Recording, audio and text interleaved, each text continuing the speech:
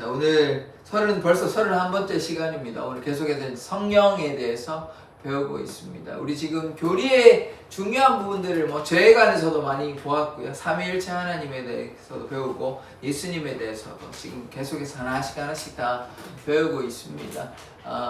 교리가 필요합니다.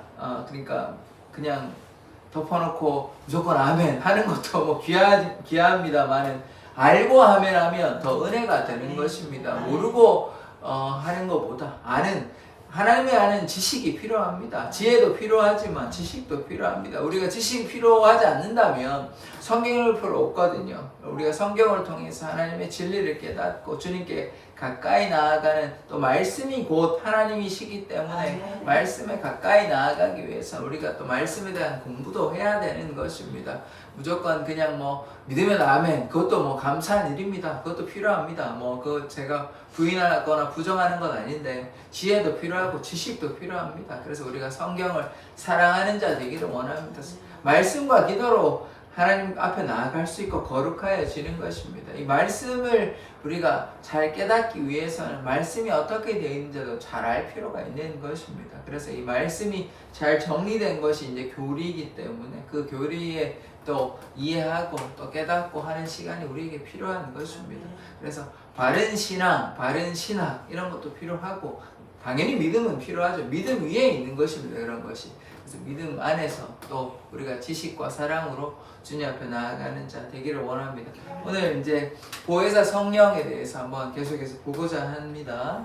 자, 말씀 한번 같이 읽어보겠습니다. 시작. 내가 아버지께로부터 너희에게 보낼 보혜사 곧 아버지께로부터 나오시는 진리의 성령이 오실 때에 그가 나를 증언하실 것이요. 아멘.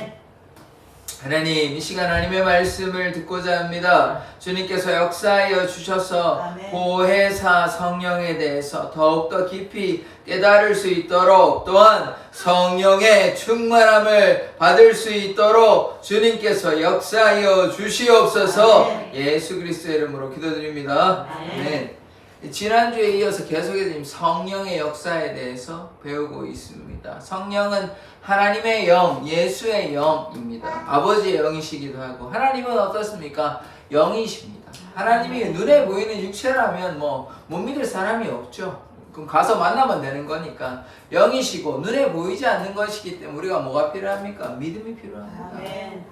믿음이 없으면 하나님께 나아갈 수 없고 하나님께 나아가는 자는 하나님을 반드시 믿어야 되고 하나님은 영이시기 때문에 예배하는 자가 신령과 진정으로 영과 진리로 성령과 예수로 예배하는 자 되어야 하는 것입니다. 하나님이 영이시다. 이 성령에 대해서 우리가 꼭 깨달을 필요가 있는 것입니다.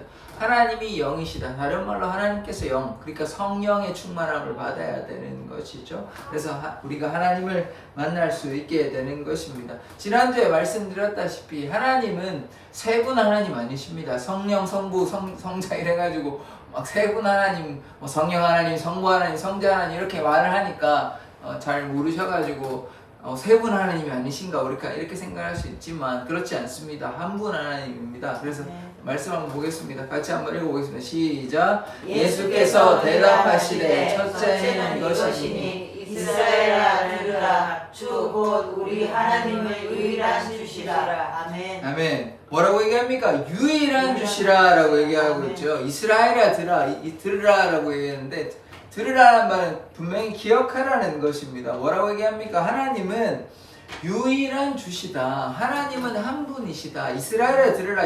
신명기 6장 4절하고 거의 비슷하거든요. 들으라 그러면 오직 하나님은 하나이시니, 그러니까 하나님은 여호와는 한 분이십니다.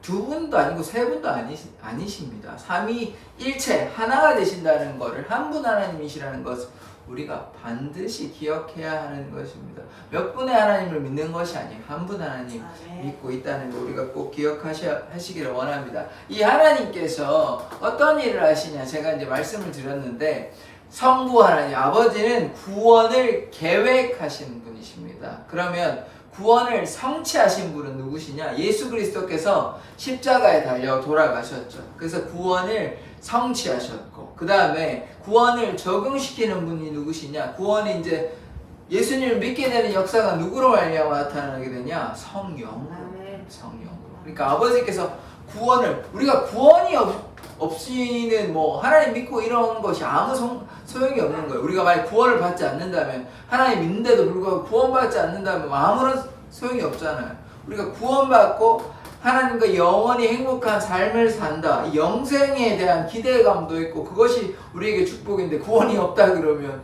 아무 소용이 없는 것 아닙니까? 그래서 구원이 우리에게, 인간에게는 가장 중요한 것입니다. 그러니까 구원을 계획하신 분이, 창세전에 택하신 분이 아버지 하나님이시고, 그 다음에 구원을 성취하신 분이 성자 예수 그리스도께서 십자가에 달려 돌아가셨고, 구원을 적용하신 분이 성령을 통해서, 성령이 아니면 예수를 주라 증거할 수 없는 것입니다. 성령을 통해서 예수를 믿고, 예수를 믿는다는 것은 우리가 구원받을 수 있다, 이 얘기를 하는 것입니다. 그래서 삼위일체 하나님이 무엇을 위해서 역사하시냐? 구원을 위해서, 우리의 구원을 위해서 역사하시는 분이십니다. 그래서 계획하시고 성취하시고 적용하신다는 것, 이 삼위일체와 구원이 깊은 관련성이 있는 것입니다. 그래서 예수 그리스도께서 모진 고난과 고통을 다 감당하신 것이에요. 그러지 않으시면 우리가 뭐 구원받을 수 있는 사람이 굉장히 제한적이겠죠.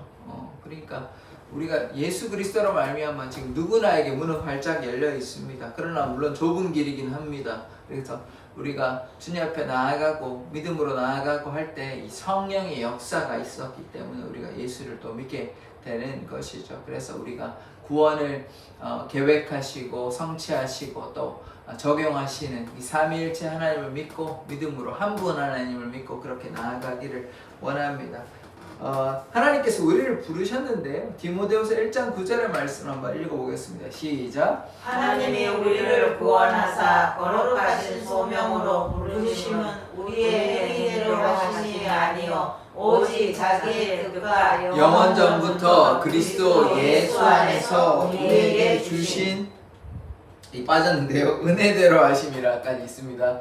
은혜대로 하심이라. 자, 하나님께서 우리를 구원하여 주셨는데 거룩하신 소명으로, 소명이라 그러면 하나님께서 우리를 불러주신 어떤 사명인 것이에요. 하나님께서 우리를 불러주셨습니다. 그러니까 우리가 무슨 자격이 있진 않지만 우리를 만드신 분이 누구십니까? 하나님께서 우리를 만드셨죠.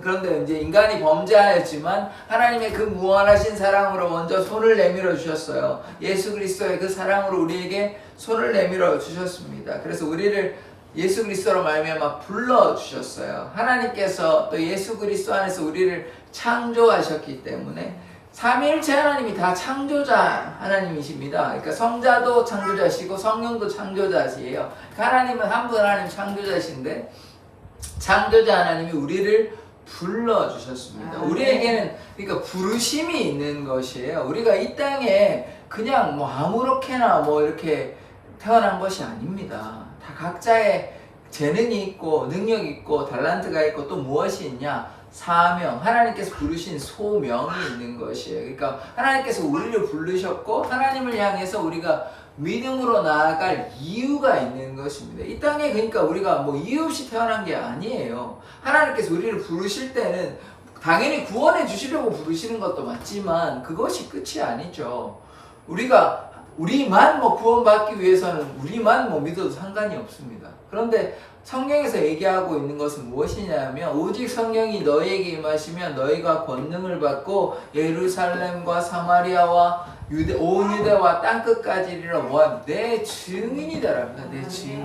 내 증인이 돼. 내 증인. 이사야 44장에도 보았지 않습니까? 증인이 되라고 얘기하시거든요. 편지의 내용 중에 몇 절인지 정확히 기가 안 나는데 증인이 되라고 합니다. 증인.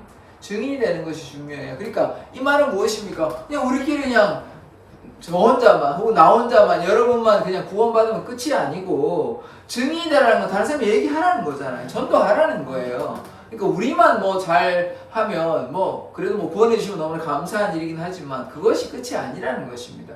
우리가 증인으로서 하나님의 그 사명을 감당하기 위해 우리를 불러주신 것이에요. 그러니까 우리만 구원받으면 안 돼요. 우리만 구원받으면 그러면 뭐 바울도 회심해가지고 자기만 구원받았으면 다른 사람은 전도는 뭐 다른 사람이 하겠죠. 바울이 그만큼 전도의 열매를 맺지를 못하는 것입니다. 만약에 혼자만 그렇게 믿었다면 그러지 않는 것이죠. 우리가 사도행전을 통해서 계속해서 보고 있지 않습니까? 사도들이 예수님의 제자들이 주위에 돌아다니면서 복음을 증거하잖아요. 그것이 우리의 사명인 것이에요. 그러니까 교회의 존재의 이유는 무엇이냐면 전도의 목적이 있는 것입니다. 물론 예배도 하고 교회가 공동체로 서로 사랑하고 협력하고 이것도 맞는데요. 거기에만 그치는 것이 아니라 제가 그랬잖아요. 그래서 한 명이라도 전도하지 않는 공동, 뭐 1년이 됐는데도 아무도 전도하지 않는다 그러면 그 교회는 좀 병든 공동체라고 봐도 뭐 외딴 섬에 뭐 있어가지고 사람이 없어서 그렇다 그러면 뭐 이해를 합니다. 그렇지 아니고 도시에 주위에 사람들이 많이 있는데도 불구하고 전혀 1년이 지났는데도 아무런 전도를 하지 않았다는 말은 그 중에 아무도 그런 생각을 하지 않았다는 거잖아요. 그러니까 이거는 좀 문제가 있는 교회입니다. 그러니까 그래서 제가 무엇을 말씀드리냐, 교회는요 반드시 전도와 선교를 감당하기 위해서 교회가 필요한 것입니다. 그냥 자기들끼리만 모여서 예배하는 공동체는 하나님께서 그렇게 기뻐하시지는 않습니다. 교회의 목적은 물론 함께 모여서 예배드리고 기도하고 이것도 너무 소중한 것이지만, 그러나 그 반 정도의 중요한 것은 또 무엇이냐면 전도와 선교를 반드시 감당하는 공동체가 돼야 돼요. 교회의 목적은 거기에 있습니다. 그것을 위해서 우리를 부르셨어요. 그것이 우리의 소명, 부르심이고 그것이 우리의 사명인 것입니다. 그래서 우리가 사명을 감당하는 자가 되어야 돼요. 하나님께서 어떤 목회자만 어떤 선교사만 그런 거 하라고 부르신 거 아니에요. 장로님만 권사님만 집사님 아니에요. 전부 다 예수님을 믿는 누구나 마땅히 해야 될 것이 무엇이냐? 전도와 선교예요. 그럼 어떠한 방식으로든 그것을 위해서 우리가 기도를 하든지 아니면 뭘 하든지 그걸 해야 되는 것이에요. 직접적으로 우리가 어디 나가거나 이렇게 하지 않더라도 그것을 위해서 기도하거나 어쨌든 그것이 우리의 사명인 것입니다. 그래서 거룩하신 소명이 무엇입니까? 우리만 구원받는 게 아니라니까요. 그거는 그냥 개인의 구원은 분명히 중요하죠. 천하를 다 얻어도 우리가 생명 얻지 못하면 아무 소용이 없는 거잖아요. 다른 사람 다 구원받는데 나는 구원 못 받으면 아무 소용이 없는 거 아니에요. 물론 나의 구원이 가장 중요합니다. 우리에게 있어서는. 그러나 그것으로만 그치는 것이 아니고 그 믿음 있는 자잖아요. 그러면요, 구원받았다면 그 믿음 확신이 있으면 어디에 가야 됩니까? 다른 사람을 향해서 복음을 증거하는 자가 되어야 하는 것입니다. 그것이 하나님께서 우리를 부르신 이유예요. 그것이 우리에게 보여주시는 사명인 것입니다. 그러니까 바울이 복음을 증거하러 다니죠. 자기를 위해서만 그렇게 한다면 그냥 편안하게 살면 되는 거 아닙니까? 바울이 예수님 믿잖아요. 예수님 안 믿는 거 아닙니다. 그냥 편안하게 살면 돼요. 뭐하러 그 죽음을 각오하고 돌에 매를 맞아가면서 복음을 증거합니까? 그것이 바울의 사명이고 소명인 것이에요. 그러니까 하나님께서 바울을 그렇게 부르신 것은 바울이 이방인의 사도로서 이방인의 빛으로서 복음을 증거하기 위해서 그렇게 바울을 불러주셨습니다. 그러나 오해하시면 안 되는 게 바울만 부르신 것이 아니에요. 예수님을 믿는 모두가 예수님을 증거하는 자 되어야 됩니다. 그래서 우리가 그러니까 믿음이 자라야 되겠죠. 우리가 믿음이 없는데 어떻게 복음을 증거하겠습니까? 그래서 기도와 말씀으로 주님 앞에 나아가면 우리를 통하여 하나님께서 역사하십니다. 하나님께서 물론 직접적으로 역사하시는 경우도 있습니다. 근데 대부분의 경우는 어떻게 역사하시냐면 사람을 통해요 역사하십니다. 지금 사도행전에서 누가 지금 요즘 우리가 누구를 통해서 역사하시는 거 봅니까?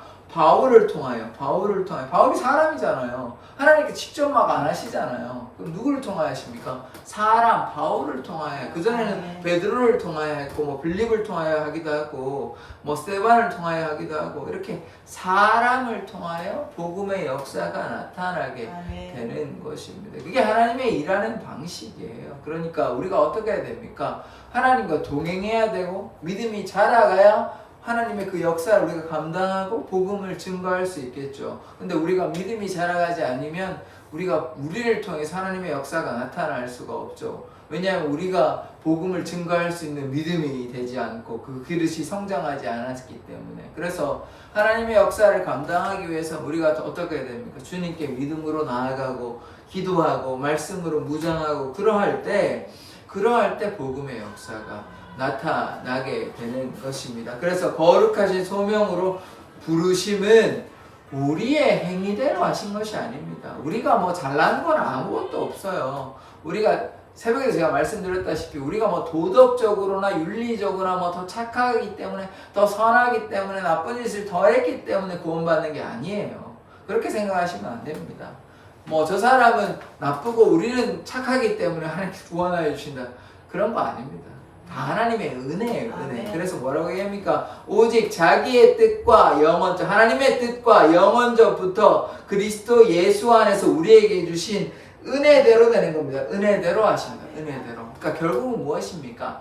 하나님의 은혜로 창세 전에 우리를 택하여 주셨기 때문에 불러주셔서 우리가 구원을 받는 것입니다. 그래서 우리의 뭐 능력이나 잘남이 없는 것이에요. 그래서 하나님을 온전히 신뢰함으로 믿음으로 나아가야 됩니다. 왜냐하면 우리의 구원은 하나님의 선물이기 때문에 그렇습니다. 우리가 뭐 잘난 것이 무엇이 있습니까? 우리가 뭐 하나님 앞에 잘났다고 하면 그 순간 그게 교만해지는 것이고요.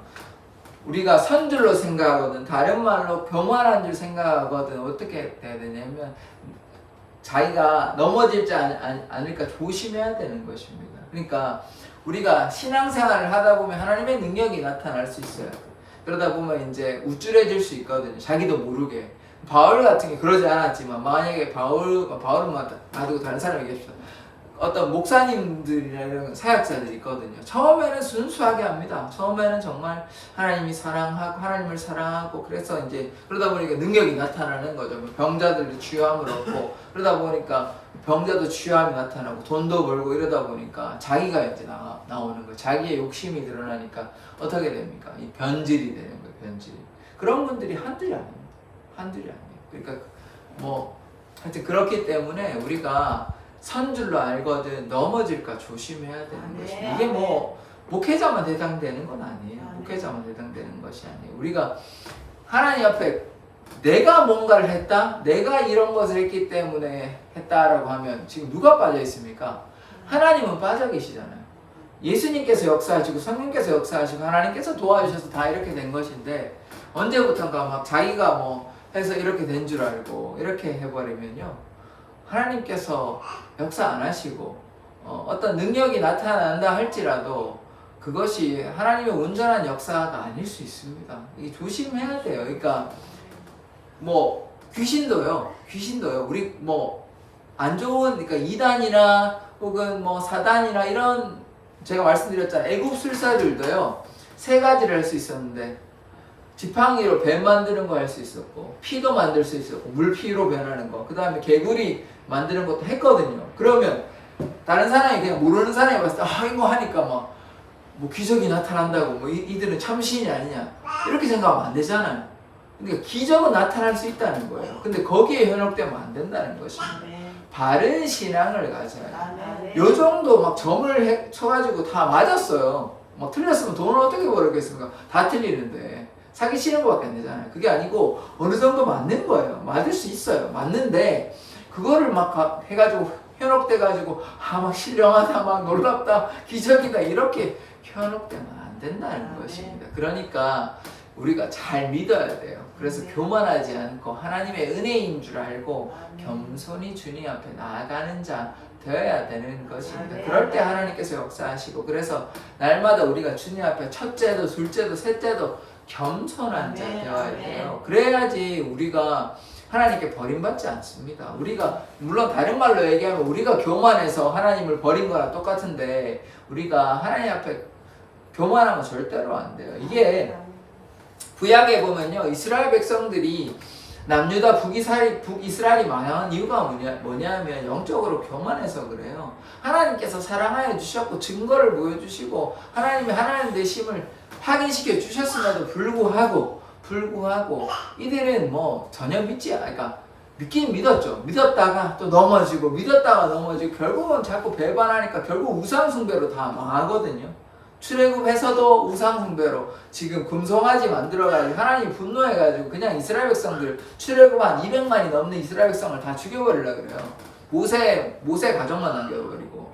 왜 그러냐면 너무 분노가 극에 달하셔가지고 이들이 옛습관을 쫓았어요. 옛습관은 뭐냐면 이집트가 다 신교잖아요. 그러니까 그걸로 해가지고 막 신을 만들어 우상 만들어가지고 이 신이다 이렇게 말도 안 되는 짓을 이렇게 하고 있으니까 하나님이 얼마나 화가 나시겠습니까?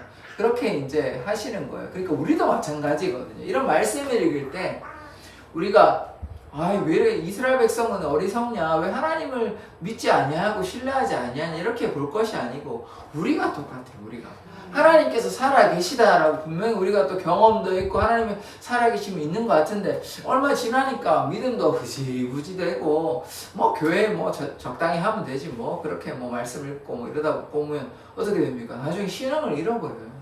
그러면 우리가 이스라엘 백성과 똑같은 신세가 되는 것이에요. 그러다 보면 이제 하나님 안 믿게 되고 세상이 좋다 그러고 이제 뭐 교회 다닐 필요 있나 그냥 뭐 그렇게 하면 되지.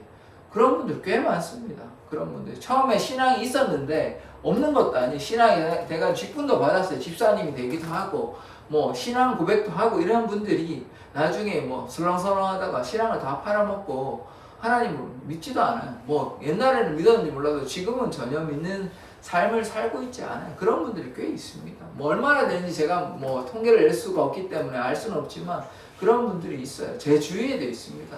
제가 뭐 자세하게 말씀드리긴 그런데 하여튼 있는데 그런 분들이 참 보면 안타까워요. 그러니까 이게 뭐 이스라엘 백성만 얘기할 게 아닙니다. 지금 현실에서도 우리 주위에서도 나타나는 일이에요. 그러니까 하나님을 믿었다가 뭐 선하게 시작했다가 이제 안 좋게 지금 뭐 결과는 아직 안 나왔기 때문에 알 수가 없지만 그런 경우도 많이 있습니다. 신앙을 가졌는데도 예수님을 온전히 뭐 믿지 못하시는 분도 있어요. 교회를 그냥 다니기는 하고 실제로 직분도 가지고 있습니다. 집사님이고 장로님이고 한데 신앙이 올바르지 않는 분들도 계시고 이렇게 하는 거예요. 그러니까 우리가 제대로 믿고 제대로 알고 하나님을 꼭 만나야 됩니다. 뭐 모르면 좀 기도를 하고 간절히 앞에 주님 앞에 나아가고 때로 이제 문제가 있고 위기가 있으면 주님 앞에 나아가야 되는데 그렇지 못하니까 결국 이제 자꾸 흔들리다 보니까 하나님을 나중에 영영 떠나버리는 것입니다. 그러면 이제 뭐 돌아오시면 다행인데 돌아온 탕자같이 안 돌아오면 뭐 그 결과는 참 슬프죠. 그런 경우도 있습니다. 뭐 한두 건이 아닙니다. 그런 사람도 많기 때문에 우리가 믿음 잃지 않아야 됩니다. 그래서 믿음의 여정이 있는 것이에요. 오늘 뭐 믿었다고 구원받는다 그러면 뭐 다 좋죠. 뭐 나원에 있을 거다 그렇게 오늘 한번 예수 믿었다고 고백했으니까 바로 구원받는다 그러면 얼마나 좋습니까? 그런데 그렇지 않아요. 그렇지 않고 구원의 여정은요. 우리가 숨이 끝나는 날까지 가야 되는 것입니다. 숨을 끝나는 날까지. 여기서 동행하면 주님과 계속해서 동행하는 것이에요.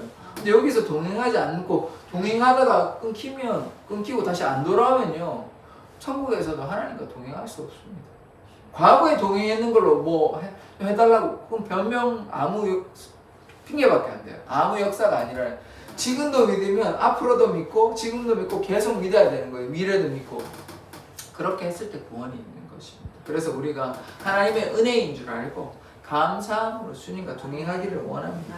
자, 오늘 성령에 대해서 계속해서 보고 있는데 성령을 통해서 예수를 주라 고백할 수 있습니다. 같이 한번 보겠습니다. 시작. 그러므로 내가 너희에게 알리노니 하나님의 영으로 말하는 자는 누구든지 예수를 저주할 자라 하지 아니하고 또 성령으로 아니하고는 누구든지 예수를 주시라 할 수 없느니라. 아멘. 뭐 앞에 거는 뭐 중요하지 않으니까 제일 뒤에 부분을 보면 성령이 아니하고는 예수를 주시라 할 수 없습니다. 그러니까 오직 우리가 예수를 믿는 것은 성령을 통해서 예수를 믿는 것이에요. 그러니까 뭐라고 말씀드렸습니까? 성령을 통해서 구원을 적용시킨다 그랬죠. 성령을 통해서 예수를 믿는다. 성령을 통해서 구원받는다. 이런 얘기를 하는 것입니다. 예수를 통해서 구원받는 것이니까요. 예수를 누가 믿게 합니까? 성령이에요. 그러니까 성령이 아니고서는 예수를 주라 증거할 수 없는 것입니다. 그래서 우리가 성령 충만함을 받아야만, 성령으로 세례를 받아야만 예수를 주라 증거할 수 있고, 예수를 주라 고백하는 자, 예수를 구원자로 고백하는 자가 어떻게 됩니까? 구원을 받게 되는 것입니다. 그래서 이 구원이 다 연결되는 것이에요. 성자께서 하나님 아버지의 뜻대로 예수 그리스도께서 십자가에 달려 돌아가신 것입니다. 그 뜻을 세우신 분이 아버지시고, 그 뜻을 따라간 분이 성자이시고, 성령께서, 하나님의 영이, 이 성령께서 예수를 주라 증거하는 것입니다. 성령은 예수의 영이고 하나님의 영이고 아버지의 영이시기 때문에 성령께서 예수를 주라 증거하는 것입니다. 그래서 우리가 예수를 주라 고백하는 것은 성령의 역사인 것입니다. 그래서 우리가 성령을 통해서 예수를 믿게 된다. 우리가 그렇게 보면 되는 것입니다. 그 다음 말씀 한번 보겠습니다. 시작. 내가 아버지께로부터 너희에게 보낼 보혜사 곧 아버지께로부터 나오시는 진리의 성령이 오실 때에 그가 나를 증언하실 것이요. 아멘. 보혜사, 지금 지난번에 말씀을 드렸잖아요. 보혜사가 뭐냐면 은혜를 지키시는 분인데요. 상담가라고 이해하시면 됩니다. 상담가.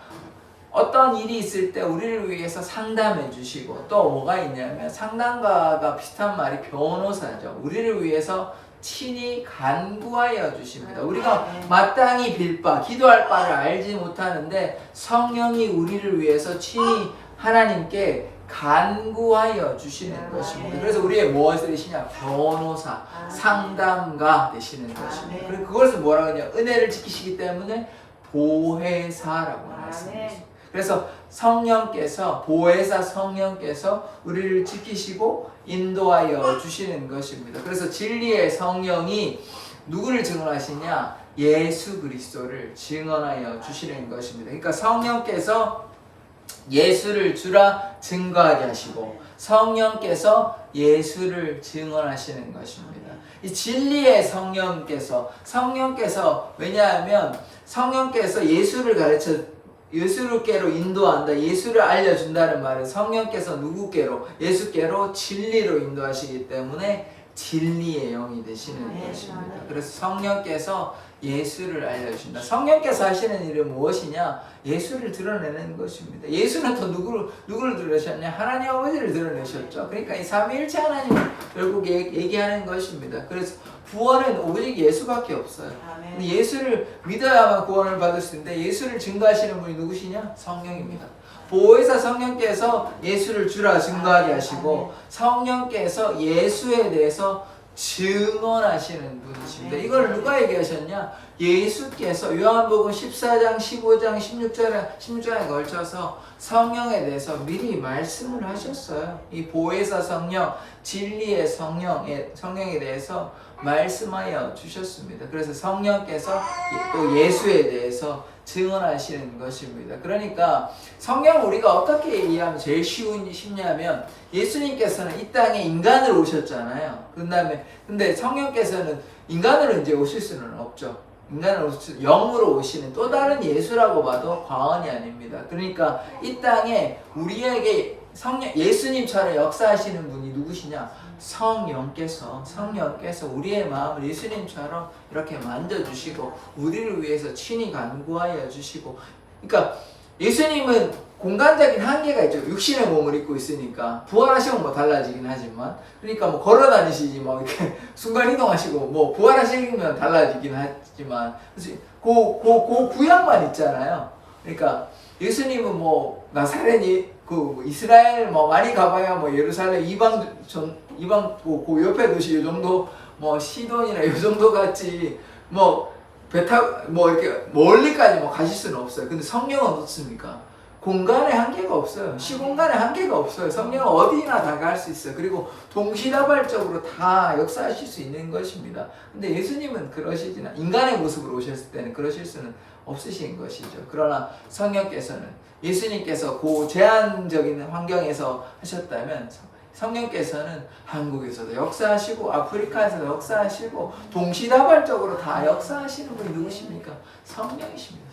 성령께서 예수의 역할을 똑같이 감당하시는데 영으로서 감당하시기 때문에 온 세계에 온 열방에 예수님처럼 이렇게 역사하시는 분이라 이렇게 보시면 되는 것입니다. 이 성령께서 그래서 성령께서 예수에 대해서 증언하시고 성령께서 예수와 같이 동일한 역사들을 하고 계십니다. 우리의 교회를 이끌어 가시는 분이 누구십니까? 성령이 이끌어 가시는 것입니다. 성령이. 그래서 성령에 대해서 우리가 꼭 지키시고 성령에 대해서 우리가 깨닫고 성령과 동행하는 사람 또 성령의 충만함을 잊기를 원합니다. 그래서 우리가 성령 안에 기도해야 되는 것입니다. 우리가 성령의 충만함을 입으면 기도도 편하게 쉽게 할 수 있어요. 그러니까 그것을 위해서 또 우리에게 또 방언을 주시기도 하시고 그래서 성령에서 붙잡히면 기도하는 것이 좀 더 편해지고 쉽게 이렇게 기도할 수 있습니다. 그런데 처음에는 뭐 기도가 너무 어렵죠. 그런데 성령의 충만함을 받으면 하나님의 영이 임하면 주님께 간절하게 기도하는 것이 좀 더 편하게 그렇게 할 수 있는 것입니다. 그래서 성령께서 우리를 도와주십니다. 근데 또 우리에게 무엇이 필요하냐면 성령의 기름 부으심이 필요합니다. 기름 부음이 필요한 것이에요. 이게 이제 어떤 것이냐면 우리가 지난번에 이제 그리스도를 설명하면서 그리스도가 기름 부음 받은 자라고 말씀드렸잖아요. 그래서 왕이 되시고 제사장이 되시고 선지자가 되신다. 이 다 기름 부는 거라고 말씀드렸잖아요. 그 성령의 기름 부음이 또 있는 것이에요. 말씀을 한번 찾아보겠습니다. 요한복음 16장 13절의 말씀인데요.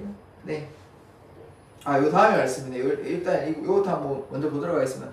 이 진리로 인도하시는 건데 같이 한번 읽어보겠습니다. 시작. 그러나 진리의 성령이 오시면 그가 너희를 모든 진리 가운데로 인도하시리니 그가 스스로 말하지 않고 오직 들은 것을 말하며 장래일을 너희에게 알리시리라. 아멘. 이 진리의 성령이라 말을 아까 말씀드린 것처럼 예수께로 인도하시는 분, 진리의 성령께서 우리를 모든 진리 가운데로 인도하십니다. 진리가 뭐라고 말씀드렸죠? 예수 그리스도. 진리가 예수입니다. 왜냐하면 예수님께서 길이고 진리고 생명이 되시기 때문에 그러니까 성령께서 예수로 인도하여 주신다는 것을 우리가 꼭 기억해야 합니다. 그런데 성령께서는요 그냥 뭐 단독으로 마음대로 하시는 것이 아닙니다. 삼위일체 하나님이시기 때문에 성령께서는 스스로 말하지 아니하고 들은 뭐 그렇다고 해서 뭐 귀로 듣고 이런 표현은 아니겠죠. 이제 우리가 이해가 쉽게 하나님의 뜻을 알려준다는 뜻입니다. 그러니까 스스로 말하지 않고 들은 것을 말하고 또 어떻게 되냐? 장래일을 말한다. 이 장래란 말은 제가 말씀을 드렸지만 우리가 어떻게 될 거다, 뭐, 그 다음에, 뭐, 언제, 몇 시에, 뭐, 무슨 일이 있고, 이런 얘기를 하는 게 아니고요. 구원의 여정을 가리키는 것입니다. 우리에게 가장 중요한 것이 무엇입니까? 구원받는 것 아닙니까? 구원받는. 그 장래일을 알려준다는 말은 우리의 삶에서 구원의 길을, 구원의 여정을 인도하여 주신다. 우리의 안내자가 되신다. 이런 것을 누가 감당하시냐? 성령께서. 그러니까 우리가 마땅히 빌바를 알지 못하는데 기도가 안 돼가지고 힘들어하는데 우리가 빌바를 알지 못하는데 성령께서 말할 수 없는 탄식함으로 우리를 위해 친히 중보하여 주신다. 그래서 성령께서 우리를 계속해서 이끌어 주시는 것입니다. 우리가 성령 안에 거하고 성령 충만함을 위해서 하나님께 기도함으로 나아갈 때 성령께서 우리의 중보자 되시고 인도자 되시고 안내자 되셔서 성령께서 우리를 인도하여 주시는 것입니다. 그것이 장래일을 알려주시는 것이죠. 또한 성령께서 우리의 죄를 깨닫게 하여 주십니다. 우리가 완벽한 자가 아무도 없어요. 하나님만 참되시고 사람은 다 거짓됩니다. 하나님 앞에서는 뭐 욥이 됐건 노아가 됐건 뭐 다니엘이 됐건 요셉이 됐건 뭐 바울이 됐건 다 세상에 예수님 빼고는 인간으로 태어난 모든 자는 다 죄인인 것입니다.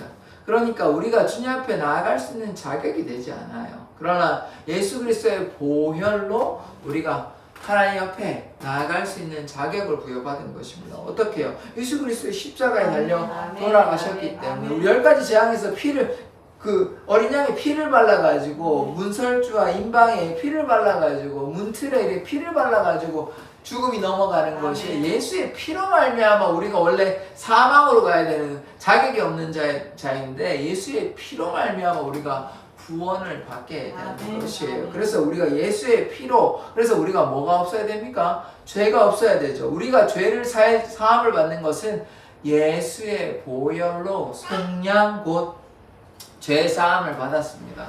그런데 우리가 그럼에도 불구하고 우리는 계속해서 인간의 몸을 입고 있잖아요. 그러다 보니까 어떻게 됩니까? 욕심도 가질 수 있고 넘어질 수도 있죠. 죄를 지을 수 있죠. 그러면 누가 깨닫게 해준다니까? 성령께서요. 성령께서 우리가 범죄할 때, 죄를 범할 때 우리의 죄에 대해서 깨닫게 하여 주십니다. 한번 보겠습니다. 16장 8절의 말씀인데요. 16장 8절 말씀. 자, 같이 읽어보겠습니다. 시작. 그가 와서 죄에 대하여 의에 대하여 심판에 대하여 세상을 책망하시리라. 아멘. 아멘. 자, 보십시다. 죄에 대하여, 의에 대하여, 심판에 대하여 세상을 책망하시리라 그러시죠. 그러니까 성령께서 이 죄에 대하여, 의에 대하여는 좋은 거니까 괜찮은데 세상 심판에 대하여 얘기하는 건 분명히 심판이 있습니다. 그러니까 우리가 성령을 회방죄에 대해서도 얘기하거든요. 그러니까 우리가 예수 그리스도를 믿지 아니하면, 하나님을 온전히 믿지 아니하면 우리는 구원받을 수 없는 것입니다. 그러니까 뭐냐면 우리가 잘못하면 뭐 해야 됩니까? 회개해야 돼요. 탕자가요 돌아왔기 때문에 구원받는 것이, 탕자가 그냥 아버지 아들이니까 당연히 구원받는 거 아니에요. 우리가 하나님 앞에 나아갈 때 자녀의 권세가 회복이 되는 것이지, 돌아오지 아니하면 우리의 자녀는 아무 소용이 없는 것입니다. 그냥 탕자에 불과한 것이에요. 돌아와야 신분이 회복되고 구원받고 영생을 누리는 것이지, 그냥 탕자로만 살아가면, 죄 가운데 거하면, 돌아오지 아니하면 아무 소용이 없는 것이에요. 그걸 누가 도와주십니까? 성령께서 그 마음을 깨닫게 해주시는 거죠. 그렇게 하지 마라.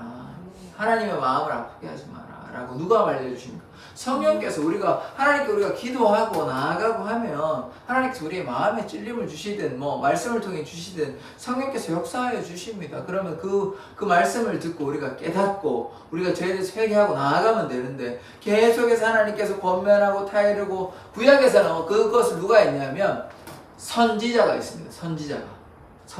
선지자가 이스라엘 백성한테 막 회개하라고 이사야나 예레미야가 그렇게 얘기했거든요. 근데 그들이 듣지 않았어요. 그러니까 결국 망해버리죠.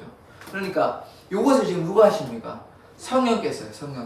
성령께서 우리들 가운데 역사하여 주시는 것입니다. 우리들 가운데 죄에 대해서 말씀하여 주십니다. 그래서 우리가 그 말씀에 우리가 순종하고 나아가면 구원이 있고 영생이 있는데, 죄에 대해서 계속해서 말씀해 주시는데 듣지 아니하면 방법이 없는 것이죠. 그래서 우리가 주님께서 말씀하실 때, 성령께서 말씀하실 때 우리가 돌이키는 자 되어야 되는 것입니다. 죄에 대하여 분명히 깨닫게 하여 주십니다. 그래서 우리가 범죄할 때 거기에 머무르는 것이 아니라 회개함으로 나아가기를 원합니다. 하나님께서요 우리를 돌보아 주십니다. 우리가 주께 맡기면, 우리가 모든 염려를 주께 맡기고 주님 앞에 나아가면 우리를 돌보아 주십니다. 하나님께서 함께하여 주시고 어느 손을 붙잡아 주시고, 그러니까 우리가 하나님의 자녀고 우리가 열심히 주님 앞에 나아가면 하나님께서 여러 차례 우리에게 말씀하여 주세요. 그냥 한 번 잘못했다고 그냥 이렇게 하시는 거 아니에요. 계속해서 권면하고 하시는데도 불구하고 우리가 하나님께 나아가지 않으면 더 이상 방법은 없는 거예요. 그러면 아까처럼 이제 떠나게 되면 하나님께서 계속해서 부르셨겠죠. 얼마나 많이 부르셨겠습니까? 그러지 마라, 나와라, 잘못했으면 회개해라 이렇게 했는데도 불구하고 그 사람들이 떠나버리는 거를 강제로 이렇게 할 수는 없잖아요. 하나님 계속해서 말씀하시는 거예요. 근데 그들이 듣지 않았어요. 그러면 결국은 망하는 거예요. 결국은 이스라엘과 북이스라엘과 남유다가 망하는 걸 우리가 그냥 한 나라가 망했다고 이렇게 보시면 안 돼요. 그게 뭐냐면 영적인 경고예요. 경고. 우리가 하나님께 불순종하면 어떻게 되냐? 망한다. 이 망한다는 것은 그냥 더 이상 기회가 없다는 것을 얘기하는 것이에요. 죽음 위에는 기회가 없습니다. 살아있을 때는 무한한 기회가 있을 수 있어요. 살아있을 때는 뭐 죽기 전까지는. 근데 죽고 난 뒤에는 뭐 더 이상 기회가 없어요. 그러니까 망하기 전에는 기회가 있습니다. 선지자가 얘기할 때 성령이 말씀하실 때는 기회가 있어요. 성령이 말씀하실 때는. 그런데 그 말씀을 계속 무시하고 죽고 난 뒤에는 기회가 없습니다. 그러니까 우리가 항상 경계하는 마음으로 우리가 선줄로 생각하거든 넘어질까 조심해야 되는 것이 항상 겸손하게. 그래서 주님과 동행하면 주님의 말씀 듣고 성령께서 말씀하시는 듣고 우리가 뭐 넘어져도 다시 이렇게 성령께서 하나님께서 이렇게 해주시는데 우리가 겸손하지 않으면 교만하면 다른 말로 하나님께서 말씀하실 때 성령께서 말씀하실 때 우리가 듣지 아니하겠죠. 우리가 교만하니까요. 세상이 좋다고 막 얘기하고 욕심에 눈이 멀어버리면 하나님께서 말씀하시는 게 우리에게 뭐 들리겠습니까? 안 들리죠. 하나도 안 들립니다. 왜냐하면 자꾸 세상에 눈이 팔려고. 이게 우상숭배예요. 이게 다른 게 우상숭배가 아니에요. 꼭 막 이렇게 막 만들어가지고 하는 게 우상숭배가 아니라니까요. 세상에 눈이 팔려가지고 욕심 따라가고 이렇게 하고 뭐 하나님 뭐 적당히 하고 안 믿어도 되지. 이게 우상숭배라니까요. 딴 게 우상숭배가 아니에요. 하나님 안 믿게 되는 요소가 분명히 있을 거 아니에요. 그게 우상숭배라니까요. 그게 그렇게 되면 이스라엘 백성처럼 그런 결과가 나오는 것이에요. 그러니까 이게 무서운 말씀이에요. 물론 이스라엘 백성은 나중에 또 어쨌든 회복이 있긴 하였지만 우리가 또 다른 의미로 보자면 우리에게는 무한한 기회가 생전에는 있지만 죽고 나서는 없기 때문에 우리가 날마다 주님과 동행하고 성령께서 가르치는 그 말씀에 우리가 순종해야 되는 것입니다. 이제 아까 기름 부음 말씀드렸는데 한번 보도록 하겠습니다. 시작. 너희는 주께 받은 바 기름 부음이 너희 안에 거하나니 아무도 너희를 가르칠 필요가 없고 오직 그의 기름 부음이 모든 것을 너희에게 가르치며 또 잠되고 거짓이 없으니 너희를 가르치신 그대로 주 안에 거하라. 아멘. 아멘. 이 성령의 기름 부으심이 우리에게 필요한 것이거든요. 주께 받은 바 기름 부음이 너희 안에 거하나니. 성령의 기름 부으심이 우리 안에 있어야 되는 것이에요. 성령께서 역사해야 되고 우리가 성령의 충만함을 입어야 됩니다. 그래서 아무도 너희를 가르칠 필요가 없고 왜냐하면 성령께서 진리로 인도하여 주십니다. 성령께서 모든 것을 우리에게 가르쳐 주십니다. 진리의 성령이 오시면 우리를 진리로 인도하시고 예수께서 말한 모든 것을 생각나게 하리라. 이게 요한복음 14장 26절에 나오는 것입니다. 보혜사 성령께서 진리의 성령께서 우리에게 모든 것 진리도 가르치시고 모든 것도 가르치시고 인도하여 주십니다. 그래서 하나님께서 성령께서 우리를 가르쳐 주시고 오직 그의 기름 부음 성령의 기름 부음으로 말미암아 모든 것을 너에게 가르치시고 그러니까 기름 부음 받는다. 다른 말로 성령의 기름 부음 이게 눈에 보이는 것은 아니죠. 성령의 기름 부음 영적인 의미입니다. 영적인 기름 부음 성령의 기름 부음이 성령의 충만함이 하나님의 영이 우리 안에 가득하면 충만하면 성령께서 우리의 삶을 인도하여 주신다, 안내하여 주신다 이라는 말씀인 것이죠. 그래서 참되고 거짓이 없으니 진리 가운데 거하니까요. 너희를 가르치신 그대로 주 안에 거하라 이렇게 얘기하고 있습니다. 그러니까 우리가 성령의 거함으로 말미암아 진리로 주님께서 성령께서 인도하여 주시고 그러므로 우리가 어디 안에 거하냐? 예수 안에 하나님 안에 거하는 것입니다. 그러니까 성령 안에 거한다는 말은 결국 하나님 안에 거하는 삶인 것입니다. 성령만 따로 떼놓고 성부, 성자 따로 계시는 것이 아니라 성령 안에 거하는 삶이 하나님 안에 거하는 삶, 성령 안에 거하는 삶이 예수 안에 거하는 삶인 것입니다. 그러니까 성령의 충만함을 받는다는 것은 우리 안에 누가 있다는 것이냐면 예수께서 거하신다, 하나님께서 거하신다는 말과 동일한 의미인 것입니다. 그래서 우리가 하나님 안에 거하고 또 하나님께서 우리 안에 거하시고 그러니까 너희가 내 안에 거하고 내 말이 너희 안에 거하면 그 다음에 뭐라고 했습니까? 무엇인지 원하는 대로 구하면 내가 다 이루리라 말씀하셨습니다. 그러니까 우리가 하나님 안에 거해야 돼요. 또한 같은 요한복음 15장에 이것도 나오는 말씀인데 어떤 말씀이 있냐면 포도나무 가지가 스스로 있으면 열매를 맺지 못하죠. 가지가 포도나무에 붙어 있거나 그 안에 거해야 되는 거예요. 가지가 따로 떨어져 있으면 아무런 쓸모가 없죠. 그런데 줄기에 포도나무 이 덩굴에 이렇게 나무에 붙어 있을 때 그 안에 거할 때의 능력이 나타나는 것입니다. 그러면 열매를 맺을 수 있어요. 가지가 혼자서는 열매 맺을 수 없는 것입니다. 그러니까 포도나무 안에 하나님 안에 거하는 것이 중요한 것입니다. 그러니까 우리가 하나님 안에 거해야 되고 당연히 하나님께서 우리 안에 거하시고 포도나무 안에 우리가 거할 때 우리가 뭐 할 수 있습니까? 열매 맺을 수 있는 것이에요. 그러니까 이게 무엇입니까? 이게 성령 안에 거하는 것이에요. 그래서 우리가 성령 안에 거하면 주 안에 거하는 것이고 하나님 안에 거하는 것이고 성령께서 우리를 진리로 안내하시고 인도하여 주시는 것입니다. 이것이 성령의 기름 부음으로 나타나게 되는 것이죠. 그래서 오늘 보혜사 성령에 대해서 이제 배웠었는데요.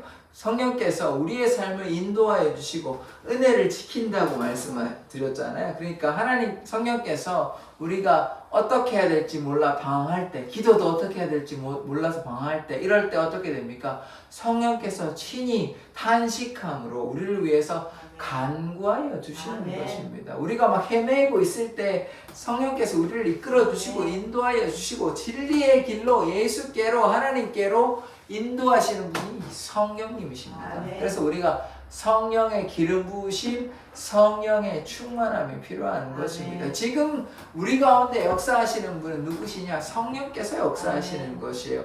왜냐하면 예수께서 말씀하셨거든요. 예수께서 아버지께서 내 이름으로 보내실 성령, 내가 아버지께로 보내실 영, 그러니까 성령께서 우리 가운데 지금 역사하시는 것은 예수의 말씀으로 이미 말씀하셨고 실제로 제자들에게 사도행전 2장의 오순절에 50일이 되었을 때 성령께서 제자들에게 임하여서 예언도 방언도 하고 막 이런 역사가 나타나는 거. 성령 충만, 불의 혀가 성령의 불이 막 떨어지고 성령의 기름 부으심이 나타나고 그러므로 그들이 방언하는 역사가 나타나는 것입니다. 이거는 그냥 뭐 하나님만 듣는 방언이 아니고 사람들이 각 나라의 말로 이렇게 들은 방언의 역사가 나타났잖아요. 그런 성령의 자녀들은 예언하고 청년들은 환상을 보고 아비들은 꿈을 꾸는 이 성령의 역사가 실제로 나타나는 장면이 나타났기 때문에 그래서 우리가 성령의 충만함을 받아야 되는 것입니다. 그러면 우리가 어떻게 되냐? 오직 성령이 너에게 임하시면 무엇이 되냐?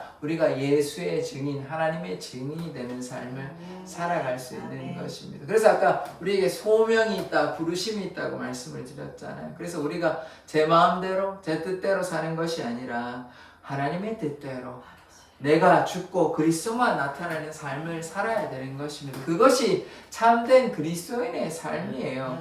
그런데 그냥 뭐 내 뜻대로 요만큼만 했다가 과거에 이렇게 믿었다고 오늘은 떠나고 이러면 안 되는 것입니다.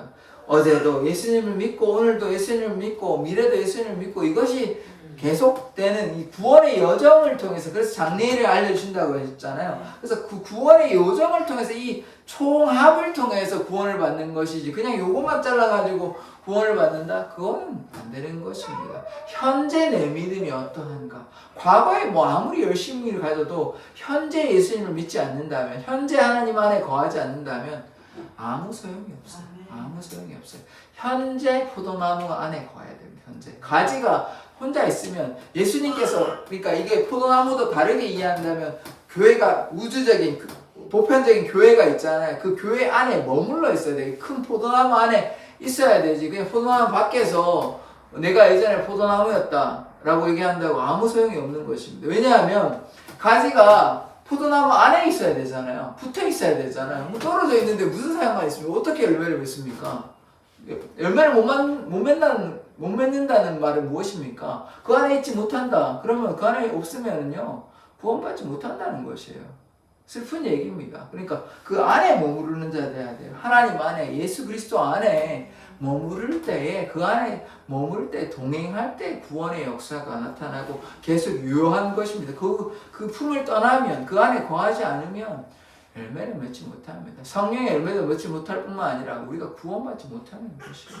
그러니까 보혜사 성령 가운데 성령의 기름 부으심으로 그 하나님의 능력 가운데 말씀 가운데 거하는 우리의 삶이 되기를 원합니다. 그러면 우리가 때로 어려울 수 있잖아요. 때로 힘들 수 있잖아요. 그럴 때 성령께서 도와주십니다. 성령께서 이끌어 주시고 위로하여 주시고 격려하여 주십니다. 성령께서 우리에게 힘주시고 위로하시고 능력 주시고 친히 간구하여 주시기도 하십니다. 그러니까 우리가 신앙생활을 우리가 혼자 하는 것이 결코 아니에요. 하나님께서 도와주시고 성령께서 이끌어 주시는 것입니다. 그러니까 눈에 보이지 않으시지만 성령께서 분명히 존재하고 계시고 하나님께서 우리를 이끌어 주시기 때문에 우리가 우리의 힘을 내려놓고 우리가 우리의 삶을 또 하나님께 내어 드리고 그러하면 하나님께서 반드시 우리를 이끌어 주십니다. 성령께서 이끌어 주시고 하나님께서 도와주시기 때문에 결코 우리가 혼자가 아닙니다. 신앙생활이 외롭고 쓸쓸하고 답답하고 이런 거 아닙니다. 사방에 우겨쌈을 당하고 뭐 너무 아무런 도망갈 데도 없는 것 같지만 아닙니다.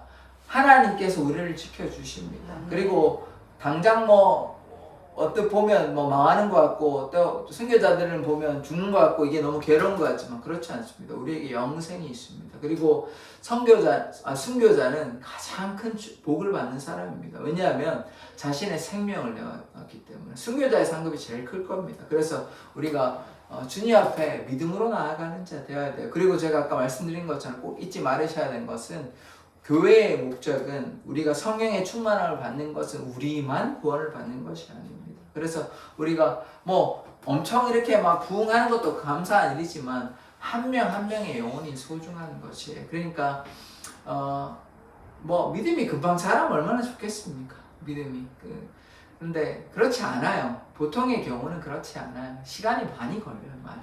그리고 돌아온다 할지라도 또 이렇게 어떤 사람들은 또 열심히 하시는 분들도 있는데 근데 대부분의 경우는 이게 흐지부지 하는 경우도 많고 또 하나님을 간절히 만났다가 또 이렇게 막 올라갔다가 내려갔다가 막 이렇게 롤러코스터 타는 것처럼 올라갔다 내려갔다 막 이렇게 마음대로 하시는 분들도 있고 신앙생활이 참 교회가 한국교회가요 막 정말 다 열심으로 신앙생활을 했다면 지금의 모습이었겠습니까? 아니겠죠. 그러니까 제가 얼마나 이거에 대해서 다 세하게 말씀을 드릴 수는 없지만 아마 어떤 사람들은 그냥 흐지부지 하는 사람들도 많았을 거고 정말 진실하게 참되게 그리스도인으로 삶을 살아가지 못하는 사람도 많이 있었지 않겠습니까? 그러니까 제가 무엇을 얘기하냐면 우리가 그렇게 신앙생활이 금방 변화되고 금방 되는 것이 아니에요.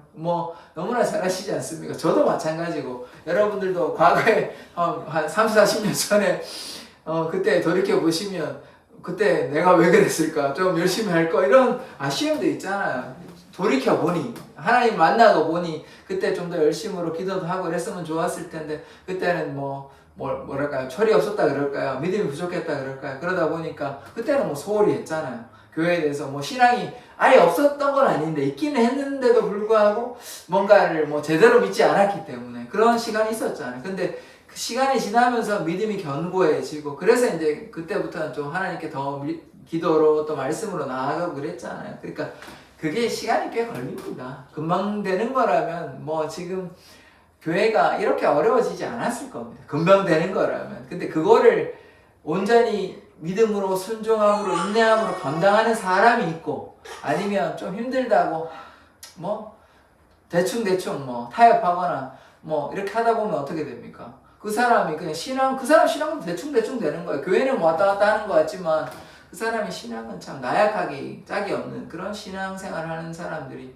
한둘이 아닐 겁니다. 그러니까 지금 한국교회가 좀 병들어 있는 모습이거든요. 그러니까 제가 이런 얘기를 들을 때마다 좀 조심스럽긴 한데 하여튼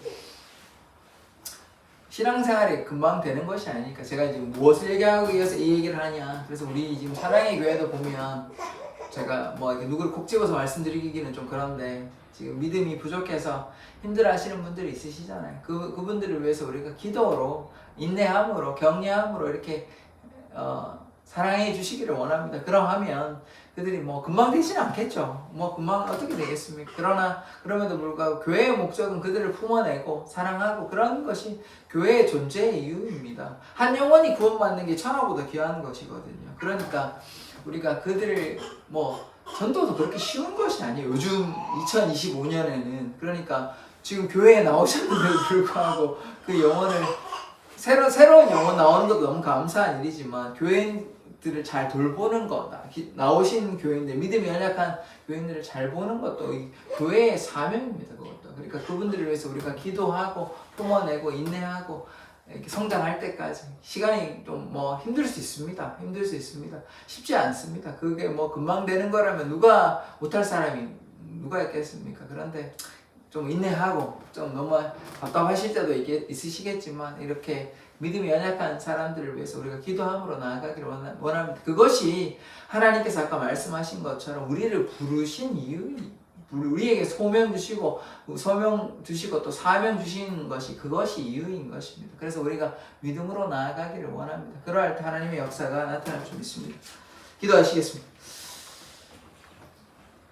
하나님 우리의 삶을 이끌어 주시고 인도하여 주시옵소서. 보혜사 성령께서 성령의 기름을 부어 주시고 또 성령의 불을 허락하여 주시고 우리의 죄에 대하여 깨닫게 하여 주시고 또 우리가 말할 수 없는 우리가 어찌할 바를 몰라 상하고 있고 빌 바를 알지 못할 때 말할 수 없는 탄식함으로 우리를 위해서 친히 중보하여 주시고 진리로 인도하여 주십니다. 그래서 날마다 우리가 성령의 충만함 가운데 거하는 삶 살게 하여 주시옵소서. 주님, 우리 사랑의 교회 이곳에 세워주셨습니다.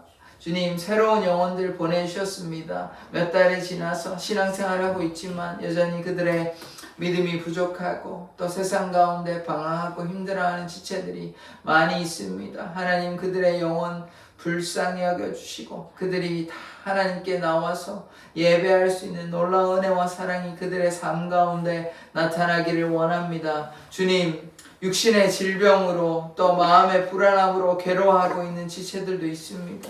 주의 보혈의 능력으로 어루만져 주시고 온전히 깨끗하게 치료하여 주시옵소서. 감사드리며 예수 그리스도의 이름으로 기도드립니다. 아멘. 찬양하시겠습니다.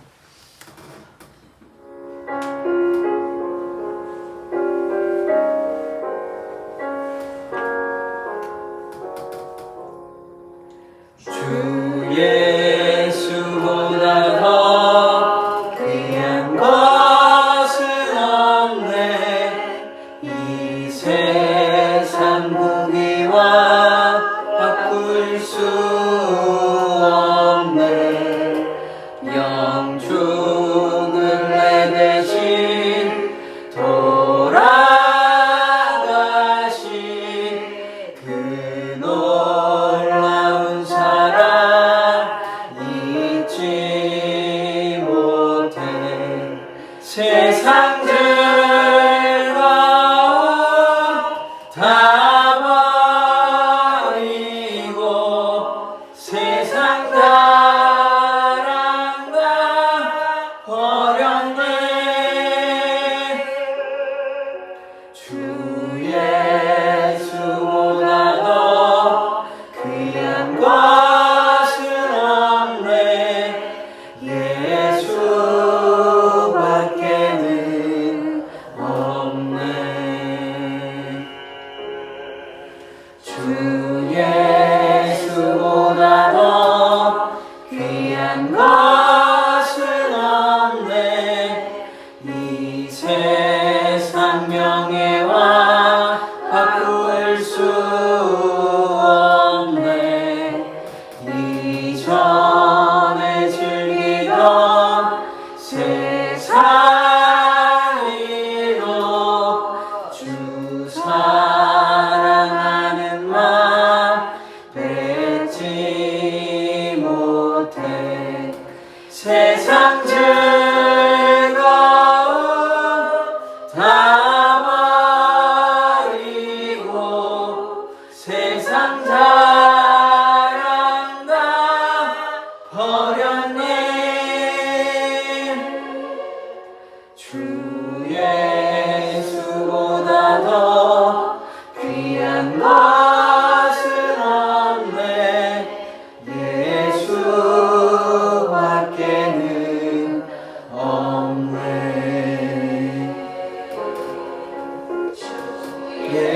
예수보다 더 귀한 것은 없네. 이 세상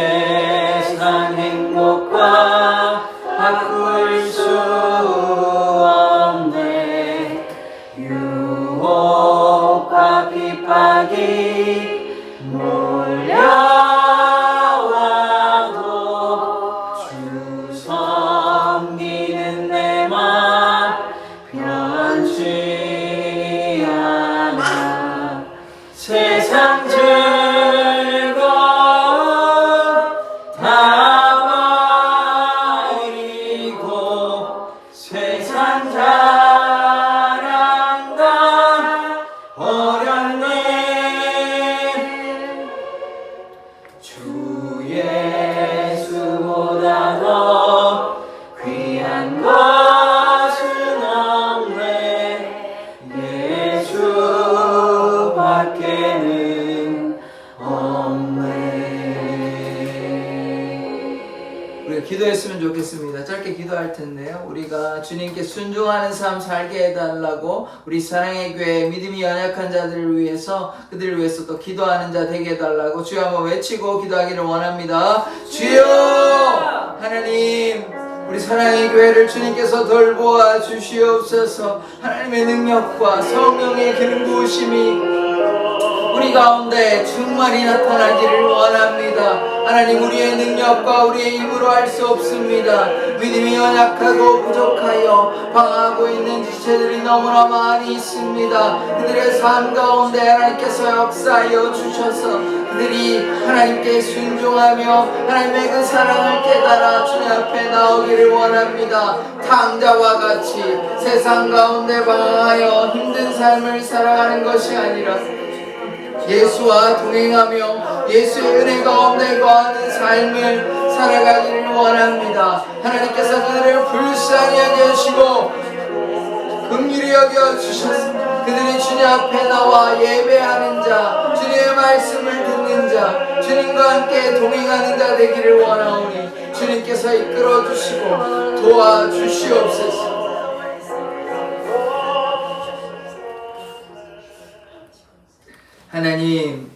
하나님께서 우리를 형제로 자매로 사랑의 교회 공동체로 주님께서 불러주셨습니다. 하나님 믿음이 연약하고 부족하여 세상 가운데 방황하는 많은 지체들이 있습니다. 하나님 그들을 불쌍히 여겨 주시옵소서. 그들을 위해서 우리가 기도합니다. 그들이 돌아오기를 원하오니 하나님 그들을 불쌍히 여겨 주시고 한 영혼 한 영혼을 불쌍히 여기는 마음 우리 안에 허락하여 주시고 그것이 우리의 사명임을 깨달아 그들을 향해 눈물로 기도하며 그리하여 그들이 함께 나와 예배할 수 있는 놀라운 역사가 나타나게 하여 주시옵소서. 감사드리며 예수 그리스도의 이름으로 기도드립니다. 아멘. 주기도문으로 예배를 마치도록 하겠습니다. 하늘에 계신 우리 아버지여 이름이 거룩히 여김을 받으시오며 나라의 임하옵시며 뜻이 하늘에서 이룬 것 같이 땅에서도 이루어지이다. 오늘날 우리에게 일용할 양식을 주옵시고 우리가 우리에게 죄 지은 자를 사하여 준 것 같이 우리 죄를 사하여 주옵시고 우리를 시험에 들게 하지 마옵시고 다만 하나님께서 고맙소서.